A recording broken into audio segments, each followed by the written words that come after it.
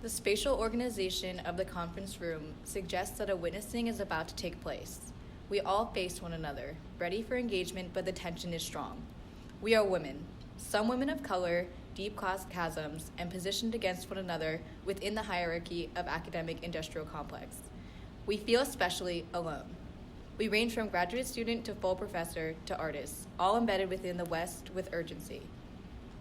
Why are there only women here, seemingly interested in this conversation?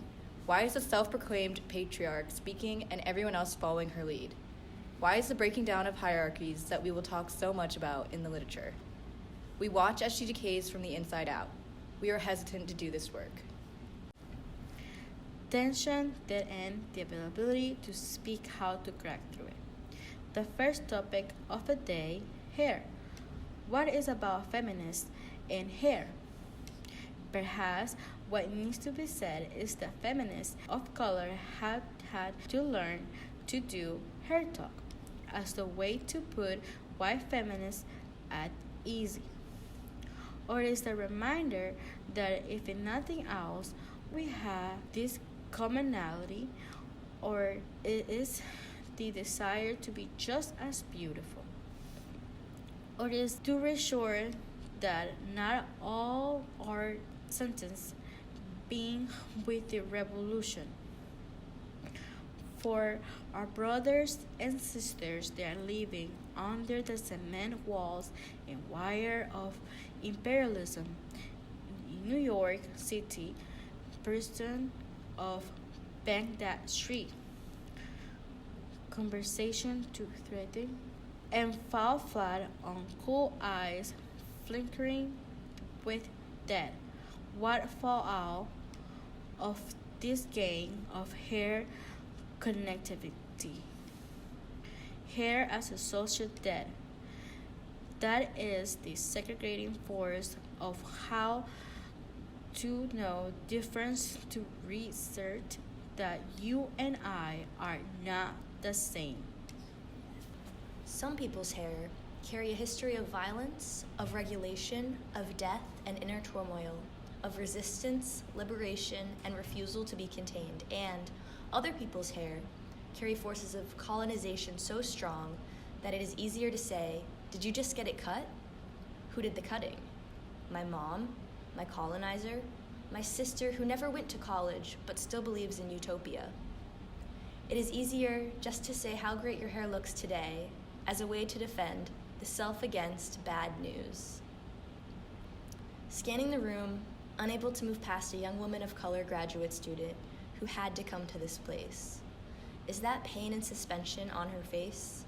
Is it a warning sign that an all-out battle, in one form or another, is about to take place in this room? She is here to bear witness to whose pain?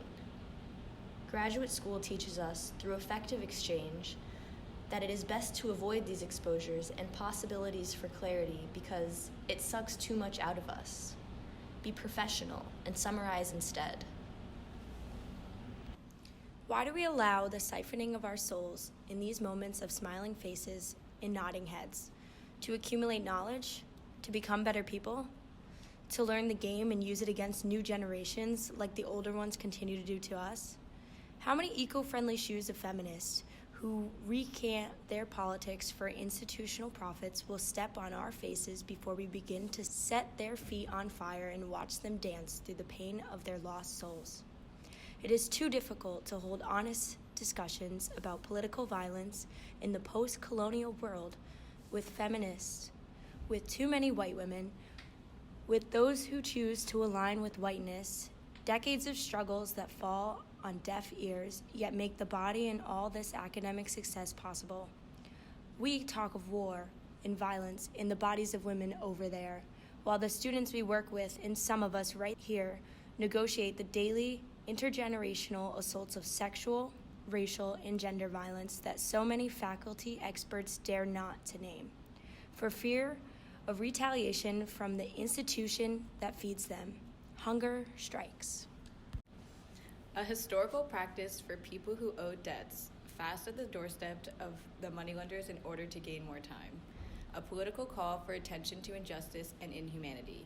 Visions of prison hunger strike solidarity, Gitmo, IRA, Mahatma Gandhi, Iron-Jawed Angels, United Farm Workers, Palestine. A very small naming of hundreds of years and millions of emotions.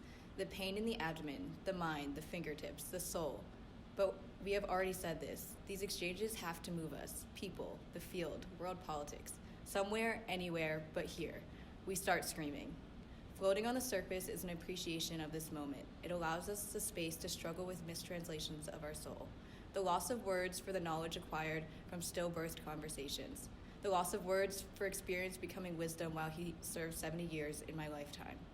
8 years later, the loss of words when a face that looks just like his young, black, and beautiful is shot 3 times. 5 bullets in total, though his shoulder once and hand once too. He was trying to save himself. With genocide and homicide unsolved historically, reality and fantasy intertwine. I agree.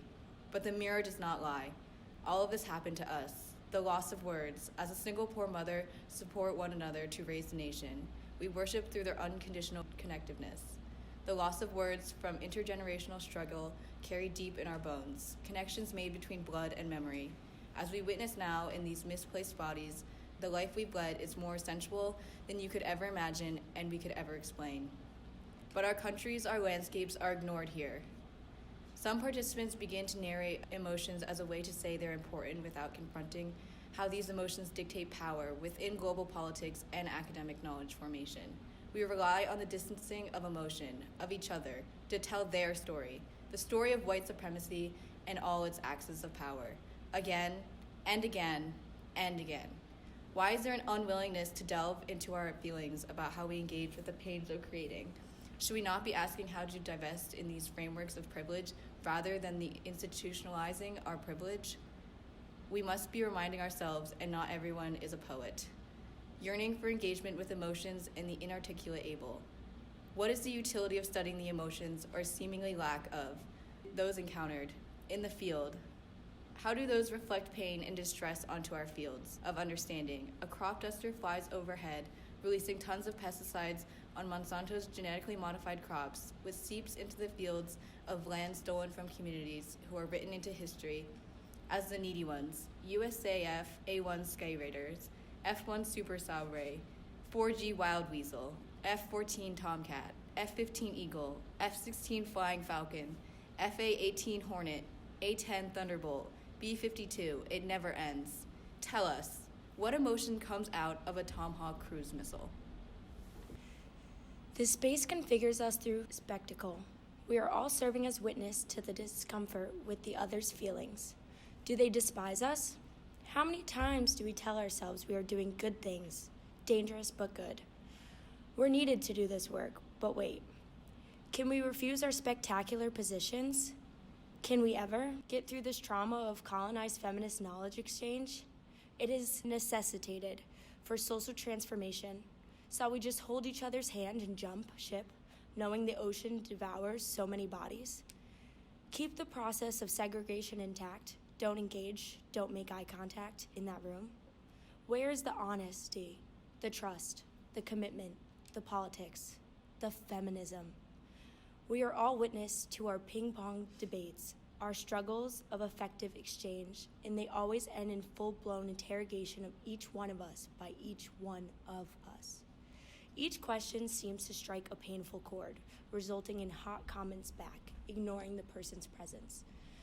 The game has always been survival through eradication. The brutality of colonial feminist mothers and their privileged young deathlings. We have nothing left to talk about, and yet there's too much going on here. Fear surfaces, the strongest will survive, and labor recenters itself. Our feelings of rage, instability, and survival result in